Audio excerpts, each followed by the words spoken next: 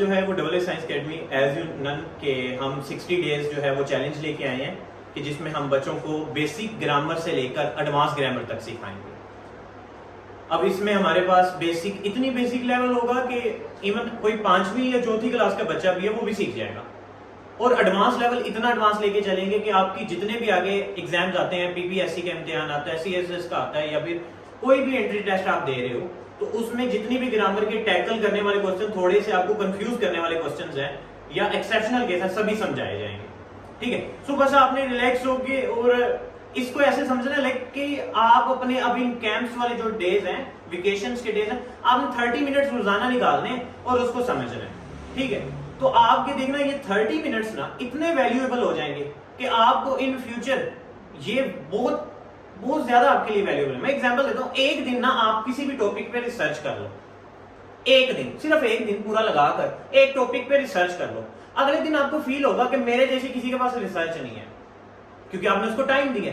सो बस आपने ये समझ लिया इन 30 डेज का जो ये है ना 60 डेज का चैलेंज है, रोजाना आपने यहाँ से थोड़ा बहुत समझ लेना है और थोड़ा बहुत आपने जो है ना उसको फर्दर आगे जो है वो समझते जाना है। घर जाके इसको एक दफा रिकॉर्डिंग में भी देख सकते हो, लेकिन अल्टीमेटली आपका ये बेनिफिशियरी साबित होगा। ठीक है, so firstly focused on that कि ये 30 मिनट्स आपने जो है ना वो वैल्यूएबल बनाने।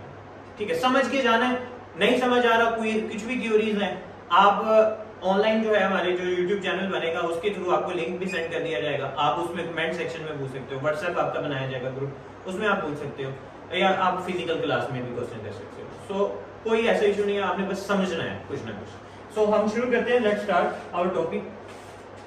सो पहला टॉपिक जो रखा है वो है नाउन।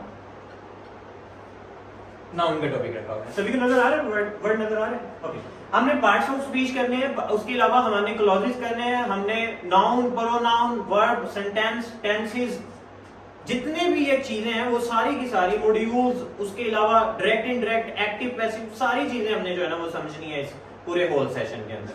ठीक है, सो इसीलिए सबसे पहले हमने जो टॉपिक मैंने चूज किया वो बिल्कुल सिंपल सा टॉपिक चूज किया है। सो नाउन से स्टार्ट हम करेंगे बात। अच्छा, नाउन तो आपने सभी ने पढ़ा ही होगा, कहीं ना कहीं कभी ना कभी पढ़ा ही होगा नाउन क्या होता है। आप बताओ बेटा क्या होता है नाउन? नाउन वो तो कॉमन नाउन हो गया, तो यानी कि कोई भी शख्स, चीज या जगह के नाम को the name of a person, place और a thing is called noun, ऐसे ही हम पढ़ते हैं। अच्छा, इसमें थोड़ी सी वैल्यू एडिशन करनी है, the name of a person, place, thing और an idea. Person, place, thing और an idea is called noun. आप अच्छा नाउन को ना एक और नाम देते हैं, that is called as naming word. Naming word यानी दुनिया में जितनी भी चीजें हैं आप उसको जो नाम दे रहे हो ना वो आपका नाउन है। आपने पंखे को देखा, आपने कहा फैन है, टेबल है, चेयर है, बुक है, सारी चीजें जो आप नेम दे पा रहे हो वो आपका क्या है? नाउन है। नाउन है यहाँ पर, और इसको उर्दू में हम इसम कहते हैं। यहाँ पर एग्जाम्पल ऐड करते जाते हैं, चेयर, टेबल, फैन, एक्सेट्रा वगैरह वगैरह, ये सारी चीजें जो है वो आपकी नाउन में ही कंसीडर हो जाती हैं। अब नाउन में हमारे पास दो तरह की आगे फर्दर टाइप्स आ जाती हैं, that is common noun and proper noun. ठीक है, कॉमन नाउन क्या होता है? हम कहते हैं दैट इज कॉमनली, जो कि एको एग्जिस्ट कर रहे हो, लाइक हमने यहाँ पर नाम दे दें, बॉय कह दें, गर्ल कह दें, सो जो कॉमनली इतनी ज्यादा एग्जिस्टेबल है, लाइक मैं बॉय कह दूं, टेबल कह दूं, चेयर कह दूं, सो ये कॉमनली हो जाएंगे। ठीक है, बट अगर हम इनको स्पेसिफाइड कर देंगे तो वो हो जाएगा हमारे पास प्रॉपर नाउन। स्पेसिफाइड कैसे? मैं कह दूं लड़के की जगह मैं उसका नेम बोल दूं, अली कह दूं, अहमद कह दूं, तो वो प्रॉपर में चला जाएगा, तो that will be called as proper noun. So common noun और प्रॉपर नाउन में हमारे पास जो है that will be common name of person, place और a thing, common name of person, place और अ थिंग।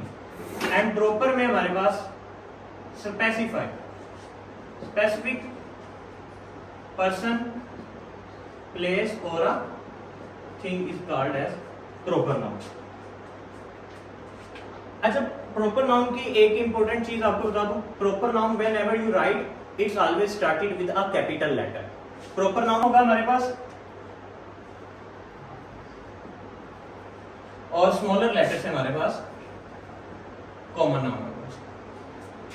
तो हमारे पास जितने भी नेम है, आप बुक्स के नेम ले लो या जितनी भी चीजों को ले लो, तो they are always started with a capital letter. अच्छा, मैंने आपको स्टार्टिंग में बताया you can feel your like that कि ये आप बिल्कुल बेसिक से शुरू करें, हम एडवांस लेवल पे जाएंगे, लेकिन अगर आपकी बेसिक्स क्लियर होंगी then you will goes on to the advance.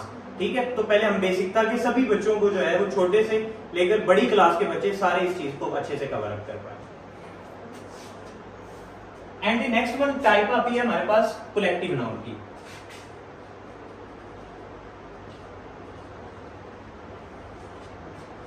Collective noun क्या होता है? कलेक्टिव नाउन ये होता है कि एक वर्ड होल चीजों को रिप्रेजेंट कर रहा हो। A single word that can represent the a number of things, a number of spaces, places, things are known as collective noun. एक ही वर्ड बहुत सारी चीजों को शो कर रहा हो। जैसे कि एग्जांपल देते हैं आपको, हम कह देते हैं यहाँ पर आर्मी।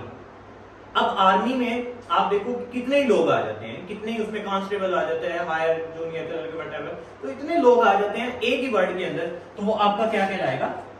Collective noun. उसके अलावा यहां पर आप कह सकते हो क्राउड। क्राउड हुजूम, लोगों का हुजूम। अब एक वर्ड है तो बहुत सारे लोगों को रिप्रेजेंट कर रहा है, नंबर ऑफ पीपल को रिप्रेजेंट कर रहा है, that will be called as collective noun.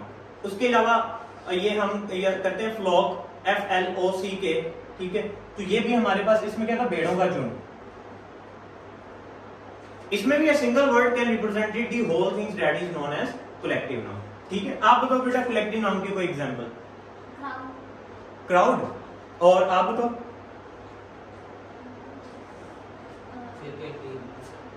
कोई भी। Team, cricket team, okay, students in English class. तो एक वर्ड आपकी नंबर ऑफ चीजों को जब रिप्रेजेंट करता है तो वो आपका क्या कहलाता है? कलेक्टिव नाउन कहलाता है। अच्छा जी, यहां पर एक बात समझिएगा कि हमारे पास कॉमन से प्रॉपर एंड अनप्रॉपर से आपका कलेक्टिव नाउन जो है वो बनता है। जैसे कि एग्जांपल ले लेते हैं, हम यहां पर कहते हैं, मैं 3-4 बच्चों का नाम लेता हूं, मैं कहता हूं अहमद, हसान, अब्दुल्ला। तो ये क्या है? कौन सा नाउन है? ये प्रॉपर नाउन। ओके, तो ये तीनों क्या है? मेरे स्टूडेंट्स हैं। तो स्टूडेंट्स क्या है? स्टूडेंट्स यहां पर हमारे पास जो है वो एक कॉमन नाउन के तौर पे भी आ जाएगा। स्टूडेंट कोई भी हो सकता है, स्टूडेंट, ठीक है। तो ये सारे मिलकर एक क्या बना रहे हैं? क्लास बना रहे हैं। क्या बना रहे हैं? क्लास। तो क्लास हो जाएगी हमारे पास कलेक्टिव नाउन।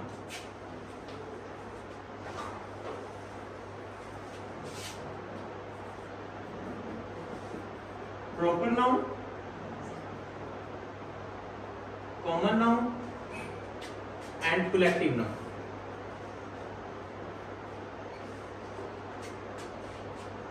अभी यहां पर मैं एक और एग्जांपल देता हूं आपको। जैसे कि आपको कि हमारे पास आ जाता है बाबर आजम, उसके अलावा शुएब मलिक आता है, और इसके अलावा आप कोई भी एक और जो है वो ऐड कर दो यहाँ पे नहीं। सो ये दोनों जो है ये हैं क्या? प्लेयर्स हैं। किस टीम के प्लेयर हैं? क्रिकेट टीम की। तो यहां पे देखो तो proper noun is basically common noun, comes from common noun, and when they are collab they will be make a collective noun. Same as यहां पर एक मिसाल के तौर पर मैं 3-4 टीचर्स का नाम लूं, ठीक है, तो हम सब टीचर्स के नेम जो होंगे वो क्या होंगे? Proper noun. हम सब टीचर्स के नेम क्या होंगे? Proper noun. अब वो मिलकर हम हमारा क्या बना रहे हैं? कॉमन नाउन, ठीक है, क्योंकि सभी टीचर्स आ गया तो टीचर्स एक क्या हो गया? Common noun. तो हम सब एक स्टाफ के मेंबर्स बन गए, ठीक है। लाइक मिसाल के तौर पर मैं यहाँ पे कह देता हूँ इजाज अहमद, और इसके अलावा यहाँ पे कोई भी ऐड कर लेते हैं, हसन वगैरह। ये सब क्या है? टीचर्स। ये सब क्या है? टीचर्स। तो टीचर्स सब एक ही, हम कॉमनली उनको क्या कहते होते हैं? Staff. Like proper always make comes from common and when they are collab they will make a collective noun। ठीक है, तो यहां तक क्लियर हुआ सभी को? ओके, नेक्स्ट हम चलते हैं, टॉपिक हमारा आएगा abstract noun and concrete noun.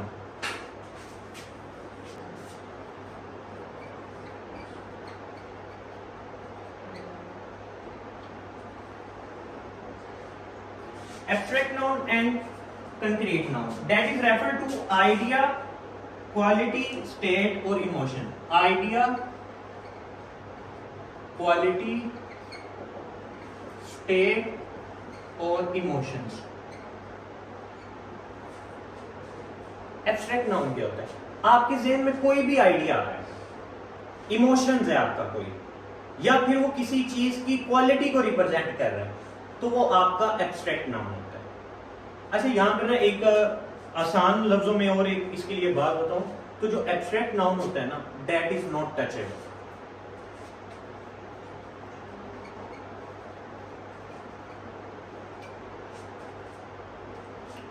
जैसे कि एक एग्जांपल देते हैं, अभी हमारे जितने भी इमोशंस हैं, जैसे हैप्पी, खुश होना, तो आप खुश होने को कोई टच कर सकता है? क्योंकि हम, वो एक फीलिंग है, हमारी इमोशंस का पार्ट है। इसी तरह सैड होना, ठीक है। अब सैड एक इमोशन है, तो ऐसा नाउन जिसको आप टच नहीं कर सकते हो, वो आपका इमोशन हो या आपका कोई आइडिया हो या वो किसी चीज की क्वालिटी को रिप्रेजेंट कर रहा हो, तो वो आपका कौन सा नाउन होगा? एब्स्ट्रैक्ट नाउन होगा, जो कि इन चीजों को रिप्रेजेंट कर रहा होगा। अब यहाँ पर कोई काफी ज्यादा एग्जांपल्स हैं, लव, एंगर, ब्रेवनेस, बहादुरी, तो ये बहादुरी, ऑनेस्टी, ईमानदारी। एंड आपकी ज्यादातर जो कि 9th-10th की क्लास है, उनके अंदर जो एब्स्ट्रैक्ट नाउन का पोर्शन लाजमी आता है एक एमसीक्यू के तौर पर, तो आपसे पूछते हैं कि एब्स्ट्रैक्ट नाउन, ऑनेस्टी को उन्होंने अंडरलाइन किया होता है, ईमानदारी को, तो ऑनेस्टी जो है वो एब्स्ट्रैक्ट नाउन है, क्योंकि ईमानदारी को आप टच तो नहीं ना कर सकते, तो ये कौन सा नाउन बन जाएगा? आपका एब्स्ट्रैक्ट नाउन बन जाएगा।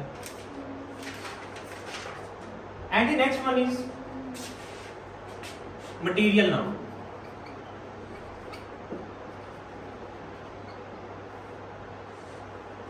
What is material noun? As a material noun, it refers to the material or substance which things are made. Refers to substance through which it makes. कोई भी चीज जिस चीज से मिलकर बनी होती है, वो आपका मटेरियल नाउन होता है। जैसे कि मैं आपसे पूछूं कि ये जो टेबल है, ये किस चीज से मिलकर बना हुआ है? वुड से, लकड़ी से मिलकर बना हुआ है, तो वुड आपकी क्या होगी? Material noun. मैं आपसे पूछूं तो आप जिस चेयर पे बैठे हुए, वो चेयर किस चीज से बनी हुई है? स्टील से मिलकर बनी हुई है, आयरन से मिलकर बनी हुई है, तो आयरन क्या हो गया? मटेरियल नाउन हो गया। अब मैं आपसे कहूं कि आप, ये जो मैंने मार्कर पकड़ी हुई है, ये मार्कर किससे मिलकर बनी हुई है? प्लास्टिक, तो प्लास्टिक क्या हो गया? Material noun. यानी कि हर जिस चीज से कोई भी चीज मिलकर बनी हुई है, तो उसका जो मेन मॉड्यूल्स है जिससे वो मिलकर बना हुआ है, that will be called as material noun. इसी में एक और चीज आ जाती है, कंक्रीट नाउन। कंक्रीट नाउन ऐसा नाउन होता है जितनी भी आपकी फिजिकल अपीयरेंस में पाई जाने वाली चीजें हैं जिनको आप फिजिकली टच कर सकते हो। एब्स्ट्रैक्ट में था जिसको आप टच नहीं कर सकते, और जिनको आप फिजिकली टच कर सकते हो वो सारे कौन से नाउन हो जाएंगे? Concrete noun.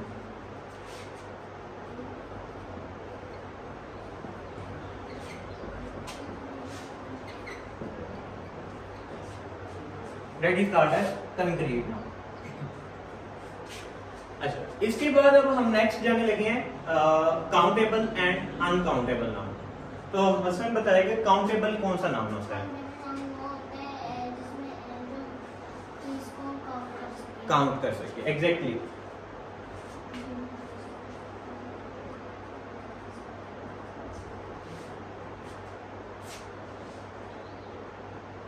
Countable noun and uncountable noun. Countable noun that can be counted,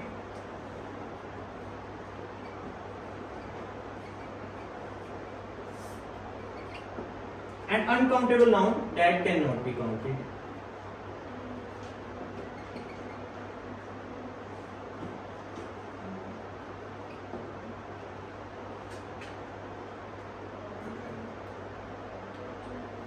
और इसमें जो हमारे पास काउंटेबल है, इसमें मोस्टली जो वर्ड है वो हाउ मच का यूज होता है।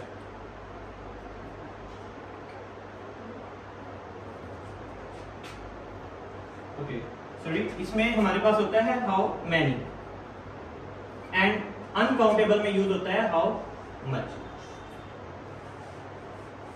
यानी कोई भी आपको अगर एक सेंटेंस दिया हो, उसके अंदर आपसे पूछा जाए ये काउंटेबल है या अनकाउंटेबल है और आपको नहीं क्लियर हो रही हो बात, तो आप उस सेंटेंस की जो है वो नौइयत को देखो। अगर वो हाउ मैनी से शुरू हो रहा है तो वो चला जाएगा काउंटेबल की कैटेगरी में। अगर वो शुरू हो रहा है हाउ मच से तो वो किस कैटेगरी में चला जाएगा? अनकाउंटेबल की कैटेगरी में चला जाएगा। इसमें जो है वो रिप्रेजेंट बाय नंबर्स।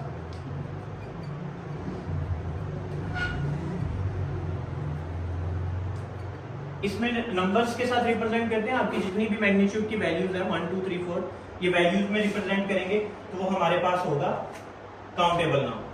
और जो हमारे पास है अनकाउंटेबल, इसमें हम अमाउंट्स में चीजों को रिप्रेजेंट करते हैं, नंबर में नहीं रिप्रेजेंट करते, अमाउंट्स में रिप्रेजेंट करते हैं। और सबसे इसकी मेन बात जो इंपॉर्टेंट बात है वो काउंटेबल नाउन का हमेशा सिंगुलर और प्लूरल बनता है, बट अनकाउंटेबल नाउन का सिंगुलर प्लूरल नहीं बनता, यानी इसका प्लूरल फॉर्म नहीं बनती। काउंटेबल की सिंगुलर प्लूरल फॉर्म बनती है और अनकाउंटेबल की सिंगुलर प्लूरल फॉर्म नहीं बनती। ये एक बेसिक रूल है किसी भी चीज को काउंटेबल और अनकाउंटेबल को जज करने के लिए। इसमें आप एग्जांपल्स दे सकते हो, जैसे कि हमारे पास आ जाते हैं इसमें काउंटेबल में टेबल चेयर्स आ सकती हैं, इसके अलावा फैन आ सकते हैं, मोबाइल आ सकता है, ये ट्राइपॉड स्टैंड आ सकते हैं, ये काउंटेबल में आते हैं। लेकिन अनकाउंटेबल में आपके पास वाटर हो गया, ठीक है। सो यहाँ पर एक क्वेश्चन आपसे करता हूँ, स्टार्स हो गया और हेयर्स काउंटेबल है uncountable?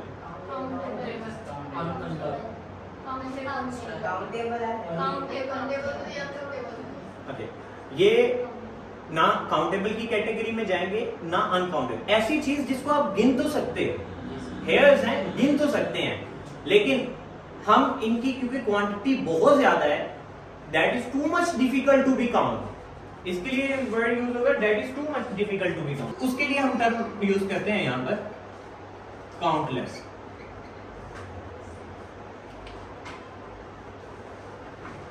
That is difficult to count, that is called as countless, not a countable and not a uncountable। ना आप इसको काउंटेबल की कैटेगरी में लेके जाओगे, ना आप इसको अनकाउंटेबल की कैटेगरी में लेके जाओगे। सर इसके साथ क्या आएगा, हाउ मेनी या हाउ मच? इसमें हाउ मेनी या हाउ मच नहीं आएगा, इसमें आप सिर्फ जज करोगे उस वर्ड के ऊपर जो वर्ड अंडरलाइन किया जाएगा। जैसे कि आपको स्टार का वर्ड अंडरलाइन किया गया या हेयर्स का वर्ड अंडरलाइन किया गया, सो इसको आप काउंट तो कर सकते हो, बट जो है it's too much difficult to be count. जैसे कि मिसाल के तौर पर मैं अपने ऊपर से देखूंगा, मैं कहूंगा 10-20 सितारे हैं या मुझे नजर आ रहे हैं, लेकिन अल्टीमेटली वो ऐसा नहीं होगा कि आप पूरी एक गैलेक्सी के अंदर जो सितारे हैं उनको तो काउंट नहीं कर सकते। So it's too much difficult to be count, that's will be category as called as countless. इसमें काउंटलेस की कैटेगरी आ जाएगी, इसमें एग्जांपल पुट कर देते हैं।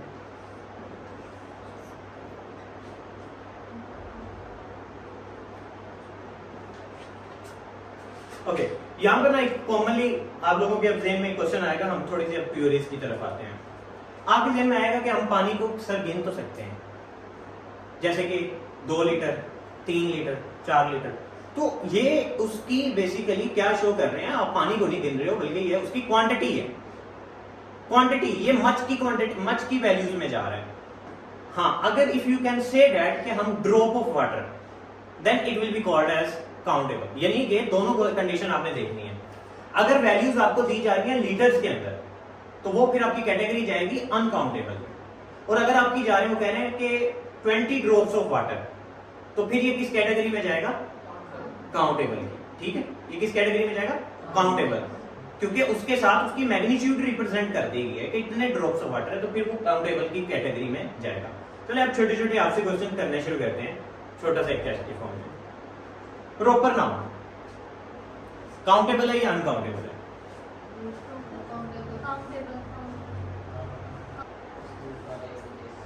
अच्छा, मैं आपको बताता हूं, प्रॉपर नाउन जो है वो काउंटेबल नहीं है, अनकाउंटेबल की कैटेगरी में जाएंगे। क्यों?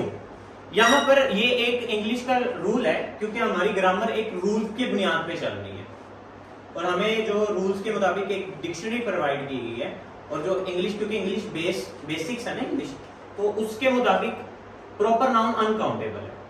जैसे कि क्यों, एग्जांपल देता हूं मैं, अभी आपको समझ आ जाएगा। मैंने कहा था कि काउंटेबल नाउन के अंदर कि हम हमेशा क्या बना सकते हैं, प्लूरल बना सकते हैं। सिंगुलर है तो उसका हम क्या बना सकते हैं, प्लूरल बना सकते हैं। लाइक अब कोई भी मैं नेम ले रहा हूं, मैं हसन का नेम ले रहा हूं, हसन, हसन की प्लूरल बनाओ।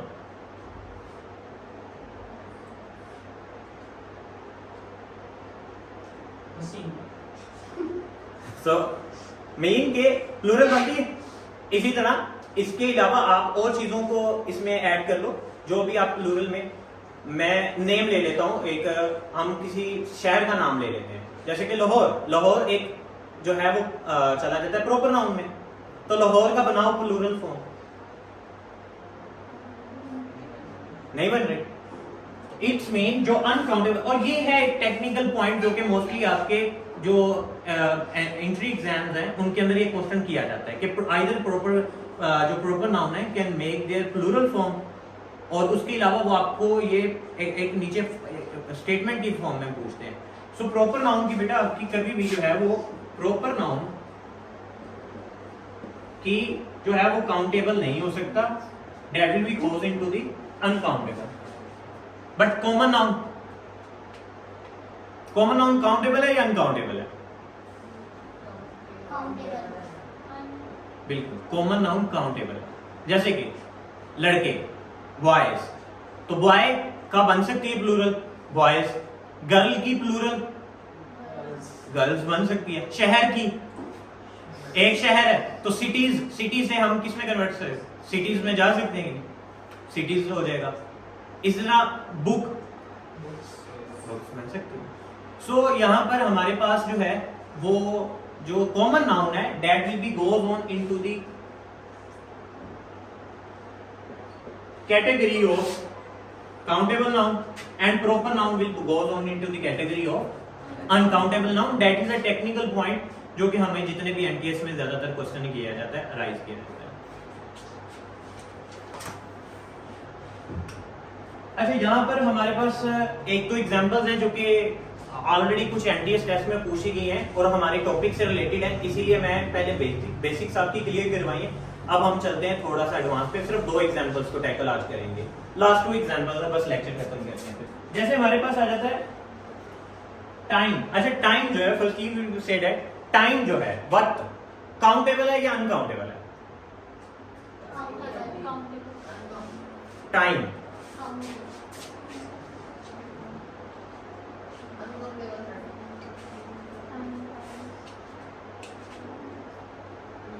इसी तरह एक और हम यहाँ पर वर्ड ले लेंगे, यहाँ पर टाइम आ गया और उसके अलावा मनी।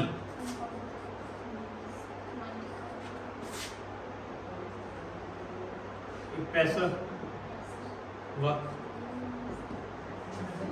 टाइम और मनी बेटा दोनों अनकाउंटेबल है। वक्त जो है, अब आपकी ज़हनों में आ रही होगी बात कि सर हम काउंट कर सकते हैं 5 मिनट 10 मिनट, तो भाई वो वक्त नहीं है, वो वक्त का यूनिट है। इसी तरह जो मनी है, पैसा, आप पैसे को नहीं काउंट करते हो, आप उसके यूनिट को काउंट करते हो। जैसे या तो रुपीज होगा या तो डॉलर होगा। एक शब्द कभी मनी सुना है कि मेरे पास इतनी ही मनी है ना कुछ सुना? सो मनी जो है वो काउंटेबल नहीं है, टाइम भी काउंटेबल नहीं है, बट के इसका यूनिट जो है वो काउंटेबल है। यानी कि टाइम इटसेल्फ क्या है? अनकाउंटेबल। लेकिन अगर मैं कहूंगा यहां पर इसके यूनिट में जाते हैं, यूनिट क्या है इसका? लाइक मिसाल के तौर पर मिनट और सेकंड्स, सेकंड्स में मैं कह देता हूं मिनट्स और आवर्स, तो ये काउंटेबल है। इट्स वक्त। मुझे आपको बताओ, कोई भी एक ऐसी स्टेटमेंट दे दो कि वक्त को काउंट कर लेंगे हो, आप वक्त को तो नहीं ना कभी काउंट करते, आप उसके यूनिट को हमेशा काउंटेबिलिटीज में लेकर, नहीं मतलब मनी को नहीं कभी भी काउंटेबिलिटीज में लेके आते, आप उसकी यूनिट को लेके आते हो। यानी कि रुपीज की फॉर्म में कि मेरे पास इतने पैसे हैं, तो आप रुपीज में जा रहे हो, आप मनी में नहीं जा रहे हो। मनी एक स्टैंडर्ड क्वांटिटी है जो कि अपने आप को अनकाउंटेबल में लेके जाती है। अच्छा, यहां पर मैं कुछ सेंटेंस लिखता हूं, 2-3 सेंटेंस लिखता हूं, आपने उसमें मुझे ना ये भी क्लियर करना है जरा तो ये आपको जरा और थोड़ा सा क्लियर हो जाएगा। I do not have much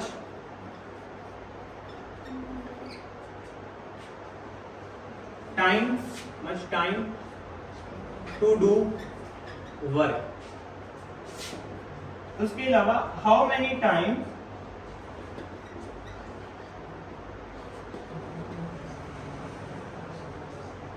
you have visited the place, you have visited the place, okay। अब ये मुझे कोई बताएगा यहाँ पर जो हमारे पास फर्स्ट सेंटेंस है ये किस कैटेगरी में जा रहा है? काउंटेबल या किस कैटेगरी में? अनकाउंटेबल की कैटेगरी में जा रहा है। अब दूसरे में काउंटेबल। अच्छा आपने, लेकिन है तो दोनों में टाइम्स ही। सर लेकिन टाइम्स तो हमने किस में लेके गए थे? टाइम हम अनकाउंटेबल की कैटेगरी में लेके गए थे, तो फिर हम यहाँ पर टाइम को एक को काउंटेबल और एक को अनकाउंटेबल किस बुनियाद पे कह रहे हैं? एक के साथ मच है और दूसरे के साथ नहीं है। अच्छा इसको थोड़ा सा टेक्निकली भी समझ लो। बात ठीक है, आपने ठीक कहा हुआ है। ऊपर वाला सेंटेंस हमारा अनकाउंटेबल है और नीचे वाला हमारा काउंटेबल है।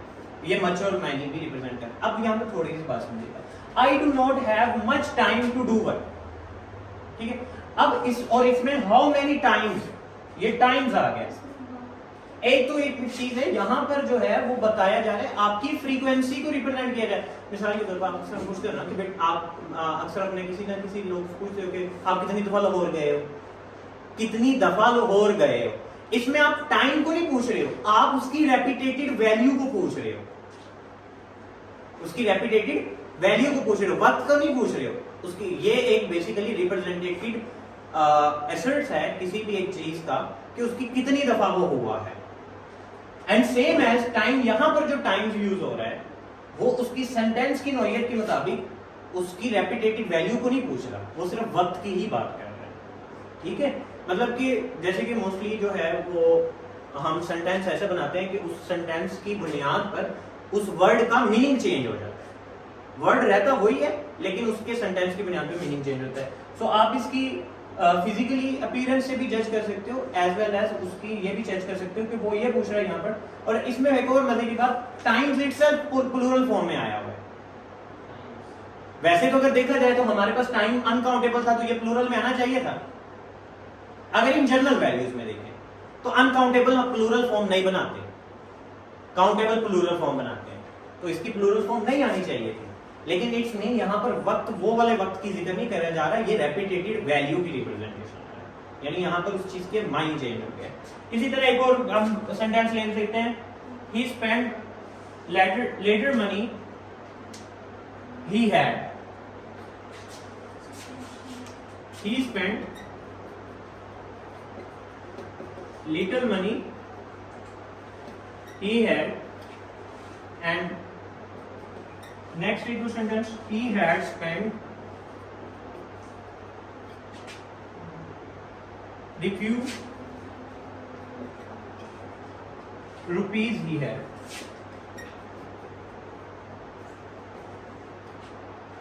ओके अच्छा इसमें भी एक कीवर्ड समझे, जैसे हमने मैनी और मच का कॉन्सेप्ट समझा था, इसी तरह जो लिटिल है ये हमेशा अनकाउंटेबल की कैटेगरी में जाता है और जो फ्यू है ये हमेशा काउंटेबल की कैटेगरी में जाता है। सो जहां पे भी जिस सेंटेंस में आपको लिटिल, जैसे उसमें मैनी और मच का कॉन्सेप्ट था, इसी तरह लिटिल और फ्यू का कॉन्सेप्ट है।